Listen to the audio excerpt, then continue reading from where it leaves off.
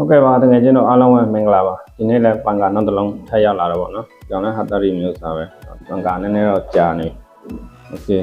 ဒီကောင်ကသူပိုင်ရှင်ပြောတာအတန်တအားထွက်နေတယ်ဗောနော်ပြီးတော့လေကလည်းနည်းနည်းပဲလာတာဗောနော်နံပါတ်3နှိပ်တာတော့နံပါတ်1လောက်တော့မရှိဘူးဗောနော်လေကလည်းအားနည်းနေတယ်ပြီးတော့အတန်ကလည်းကိုနဲ့ဟိုအတန်တအားမြည်အဲ့လိုမရဗောနော်နာမြည်အဲ့ပြင်ခိုင်းထားတာဗောနော်ဟုတ်ကဲ့ပါဒါဆိုရင်ကျွန်တော်ဘယ်လိုမြည်မလဲဆိုတာကျွန်တော်ဒီ plat ထိုးပြီးတော့စမ်းကြည့်အောင်မှာဖြစ်ပါတယ်နော်โอเคကျွန်တော်တို့နံပါတ်1ဖွင့်ကြည့်မယ်နော်ကျွန်တော်မိုက်လေးနဲ့ကတ်ထည့်မယ်နော်ငယ်ချင်းတို့ကြားရအောင်နံပါတ်1ကျွန်တော်လည်းနှိုက်ကြည့်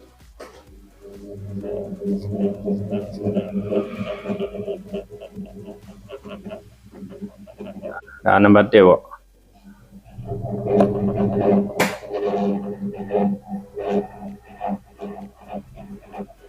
ဒါနံပါတ်2ဖြစ်ပါတယ်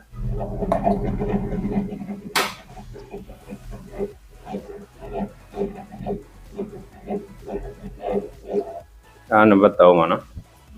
ကျွန်တော်လေကိုနဲ့ခံတယ်လေကတိတ်မပြင်းဘူးနော်ဒီမှာပညာနှိပ်ကြည့်မယ်โอเคအတန်တအားဆူညံတယ်ဗောနော်ဟုတ်ကဲ့ပါသူပြတ်တဲ့ပုံစံကဒီလိုပဲဖြစ်ပါတယ်အတန်ထွက်နေတယ်လေတိတ်မကောင်းဘူးဗောနော်ဒါကိုကျွန်တော်ဒီနေ့တကယ်ကျွန်တော်ဘုဒ္ဓတရအောင်ကျွန်တော်ပြင်ပြအောင်မှာဖြစ်ပါတယ်ကျွန်တော်အဆုံးထိလိုက်ကြည့်ပေးကြဖို့တောင်းဆိုချင်ပါတယ်ခင်ဗျဟုတ်ကဲ့ပါကျွန်တော်မီ plat ထုတ်လာအောင်ဒါကကျွန်တော်ခမ်းမှန်းကြည့်မယ်ဆိုရင်တော့ပို့လုံးမကောင်းတာလားအမဟုတ်ရင် capacitor မကောင်းတာလားဒီနှစ်ခုပေါ့နော်ဒါဆိုကျွန်တော်စပြီးတော့ဖြုတ်လိုက်အောင်ချင်းလေးတွေဖြုတ်လိုက်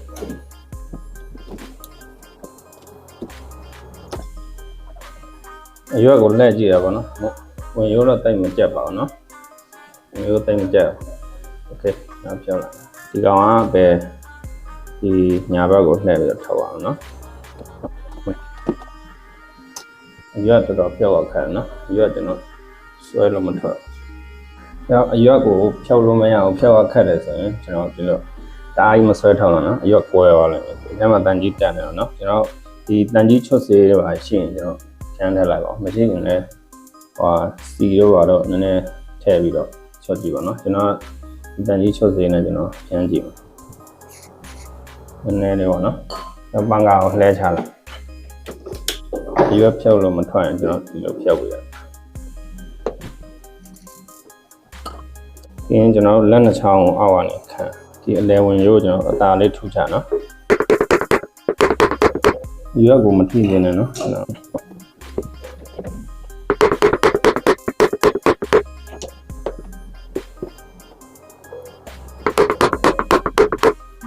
နည်းနည်းတော့ထွက်လာပြီနော်။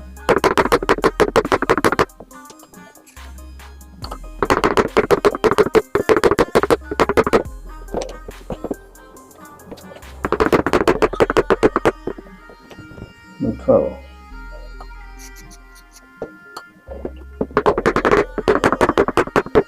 โอเคထွက်တော့မှာနော်โอเคကျွန်တော်အသားလေးဆွဲထုတ်ဒီကျွန်တော်နော်အရွက်ထွက်လာပြီပေါ့တော်တော်ထုတ်လိုက်ရအရွက်အငါပြန်ထောင်းလိုက်ပြင်းတင်နောက်မှာထုတ်နေပြီ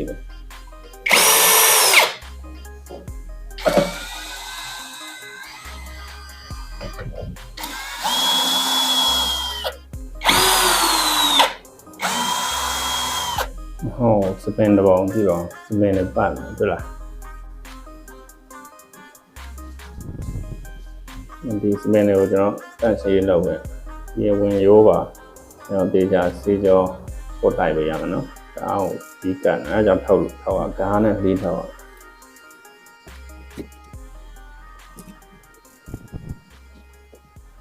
ဝင်ရိုးကရှစ်တုံးနောက်ဆောက်တာများတယ်နော်ဒီမှာကြည့်ဒါများပို့လောင်အထက်ပို့လောင်စီ6သွားတယ်ဖြစ်တယ်နော်ကပတ်စတာဆက်ရောင်ကထောက်လာတဲ့ original အတိုင်းပဲနော်ဒီကောင်ကမကောင်းတော့အဲကြလေအနေနဲ့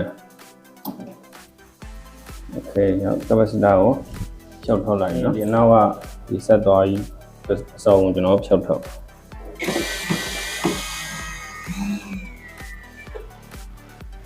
โ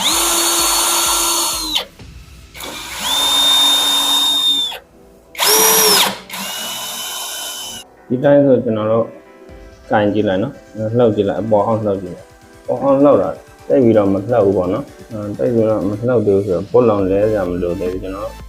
တန့်ရှင်းလှုပ်လိုက်တန့်ရှင်းလှုပ်ပြီးစီတွေပါထည့်လိုက်ပါနော်လို့ဆိုကျွန်တော်တို့ point တော့ထောက်ရမှာနော်ကျွန်တော်ဒီ capacitor ကိုပြောက်ထောက်လိုက်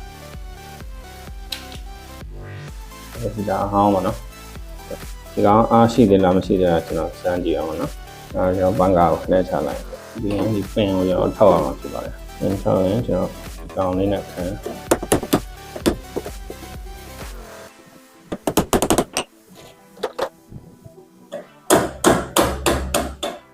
โอเคသူပင်ထွက်လာမပြောက်စင်းနေအောင်နော်ဝင်ရုပ်ထောက်ရအောင်ကျွန်တော်ကော်ပတ်လေးနဲ့တိုက်ကြည့်လိုက်နော်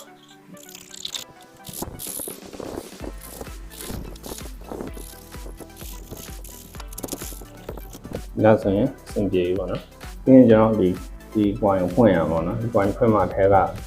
ဟိုဘုတ်လုံးကိုကျွန်တော်စီပါထည့်လို့ရမယ်လဲလို့ရမှာနော်လဲတဲ့ရင်တော့လဲပေးရမှာနော်ကျွန်တော်ကြည့်လိုက်အောင်ဖွင့်ပြီးမှသိတယ်နော်မူလီရတယ်3ချောင်းပဲရှိတယ်လို့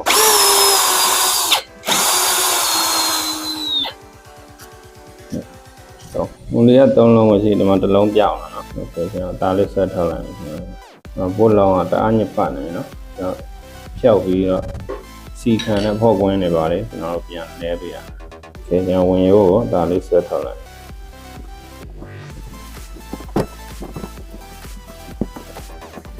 ကျွန်တော် point down ဒေတာကိုင်။ကျင်းဒီကျိုးတွေဘာမှတန်ရပေးမထိနဲ့နော်။ကျွန်တော်ဒေတာကိုင်တွေ့ပါ။ကျိုးကိုရှင်းနိုင်မြရှင်းအောင်ကျွန်တော်ဆွဲထားပါနော်။ Okay point down ကိုကျွန်တော်ဆွဲထောက်မယ်။ဒါရင်ပန်ကာလှည့်ချလိုက်။ point down ချမယ်ဆိုရင်အဝတ်လေးပါလေးခံပြီးချပါနော်။ကျင်းနေကျိုးတွေတန်ရမှာဖြစ်အောင်ချပြီးတော့ရင်တော့ကျွန်တော်အထဲမှာပုတ်လုံးကပေါင်းတော့နော်။ကျွန်တော်ပုတ်လုံးကိုတိကျပြန်စေးကြောအောင်။အရှင်းလောက်အောင်။ပုတ်လုံးကိုဖြောက်ဖို့အတွက်ကျွန်တော်ဒီမှာကလစ်လေး၄ခုရှိတယ်နော်။ဒီကလစ်ကိုကျွန်တော်တို့ဟာထောက်လိုက်ပါ။ဒီပုတ်လေးအပြားလေးနဲ့ပေါ့နော်။ကျွန်တော်ဟာထောက်လိုက်ပါ။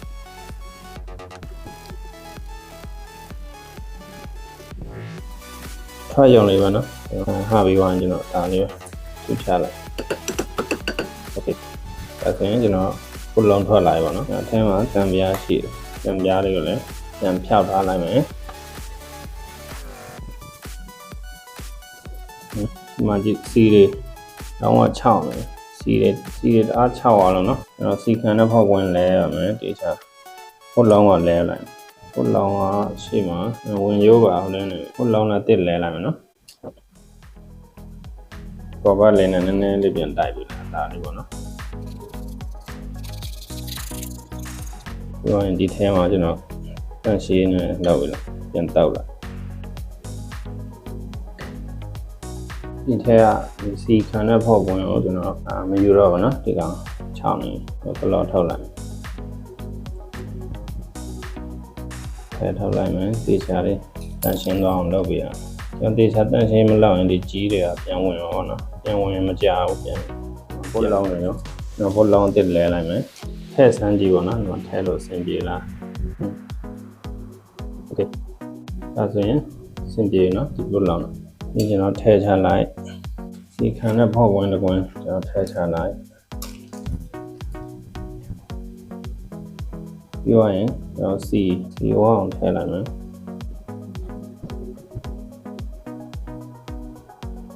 ပြီးတော့ဖုံးထည့်မယ်ဖောက်ကွင်းကအဖုံးထက်ကြီးနေနော်ကျွန်တော်ဒီကောင်နဲ့ထိုင်းပါပေါ့နော်ဒီတံပြားကိုထည့်ချဖုံးထည့်ချ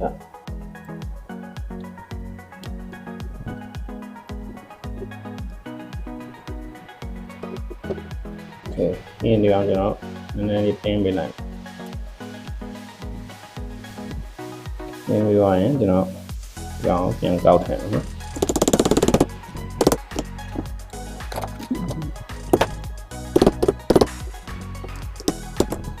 ဒီကလေး၄ဖက်လုံးကိုကျွန်တော်တို့ပြန်ကောက်လိုက်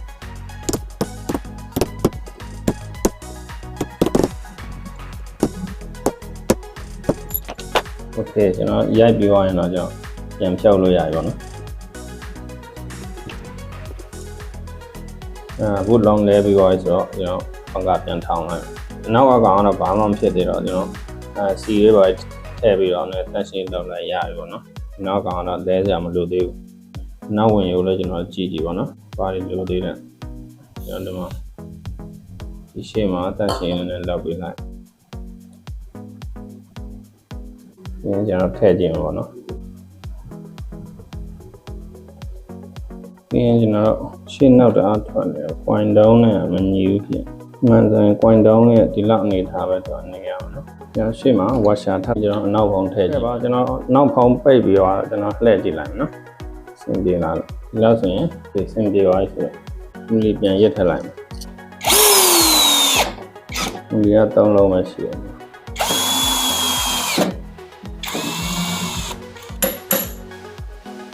โอเคချောနေအောင်နော်တောင်းကချောပါပြီအင်္ဂါအဲ့လိုမျိုးဖြစ်နေအောင်နော်โอเคပြီးသွားရင်ကျွန်တော်ဒီတော့ပြန်ထည့်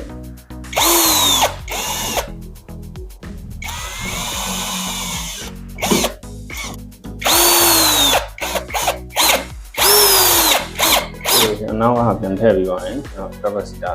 စစ်ဖို့ချိန်ရဒါသူ့ capacitor ဟောင်းပါနော်နော်ဟောင်းကဘယ်လောက်ရှိမလဲဆိုတော့စစ်ကြည့်လိုက် 1.5 ပါနော် 1.5 ဒါအပြည့်တော့မပြည့်တာကျွန်တော်စစ်ကြည့်လိုက်အခုကျွန်တော်တောင်းတဲ့ကောင်ကFT 1.8ပေါ့နော်ဒီကျွန်တော်မီတာဟောင်းဒါကိုကျွန်တော်စနစ်နှိပ်လိုက်မယ်ဒီချက်2ချက်3ချက်ဒီမှာ NF ဆိုတာလေးပြတာပေါ့နော်ဒီ NF ဆိုတဲ့နေရာကိုကျွန်တော်ထားပြီးတော့ capacitor တိုင်းရမှာဖြစ်ပါတယ်အဲကျွန်တော်တိုင်းကြည့်လိုက်ဘယ်လောက်ထွက်လဲနော်3.9ကိုဟုတ်တယ်လားဒါဆိုရင်ဒီကောင်အားကုန်နေနော်ဒါအတစ်တလုံးကျွန်တော်ဝယ်တာရှိရပါတော့ဒီကောင်ကိုသူအား 1.5 ဆိုရင်ကျွန်တော်တို့အတစ်ဝယ်နေကျွန်တော် 1.5 ပဲဝယ်ပေးရမှာနော်ဒါအတစ်ကျွန်တော်ဒီအတစ်ကိုလဲထည့်လိုက်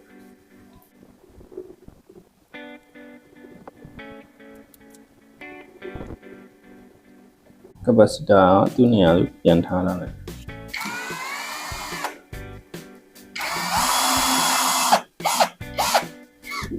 ဒီအောက်မှာဒီမူလေးကိုပြန်ထည့်လိုက်နော်ပြီးရင်ကျွန်တော်ပန်ကလှည့်ချပြီးတော့ပင်လေးပြန်ထည့်ခုနထောက်ထားတဲ့အတိုင်းပဲပြန်ထည့်ပင်ထည့်အောက်မှာတစ်ခုခံပါနော်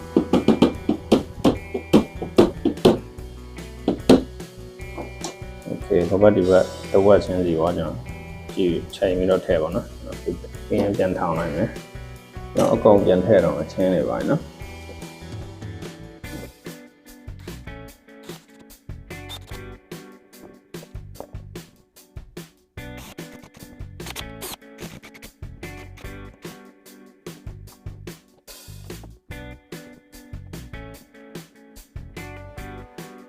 ဟုတ်ကဲ့ပါအခုဆိုရင်ကျွန်တော်အကောင်လုံးပြန်တက်ဆင်လို့ပြီးသွားပြီပေါ့နော်ကျွန်တော်မီပလက်ထိုးတာလည်းမီပလက်ထိုးကျွန်တော်တို့ခက်တော့ဖွင့်ကြည့်လိုက်ပါနော်ဒီအတန်ဖတ်တင်လာလို့โอเคနံပါတ်1ကဲကျွန်တော်တရားနားထောင်ကြည့်ပါအမိုင်းနဲ့ကပ်တယ်โอเคဒါဆိုရင်အတန်လည်းမထွက်တော့ဘူးနော်တရားလည်းပိုကောင်းလာတယ်ဒါနံပါတ်2ဒါနံပါတ်3နော်နောက်အကောင်နှိပ်ကြည့်လိုက်